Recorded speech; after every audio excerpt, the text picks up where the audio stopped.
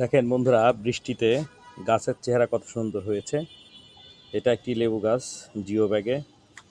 এ পাশে আনার আনার কিন্তু ধরেছে আলহামদুলিল্লাহ, এই যে দেখতে পাচ্ছেন। এবং বৃষ্টির পানিতে গাছটা কিন্তু খুব সুন্দর লাগছে, অনেক আনার ধরবে ইনশাল্লাহ, আশা করছি। এ পাশে মরিচ গাছ রয়েছে, ফুল গাছ রয়েছে বিভিন্ন ধরনের। এটা হচ্ছে করসল, করসল এটাও আনার গাছ।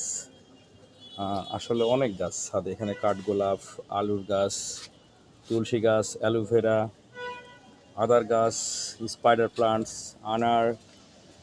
এটা হচ্ছে সাদা আকন্দ। এ পাশে রয়েছে আখ। এটা হচ্ছে নয়নতারা। দেখতে পাচ্ছেন আখ কিন্তু যথেষ্ট ভালোই হয়েছে এই সাইজে দেখা যাচ্ছে।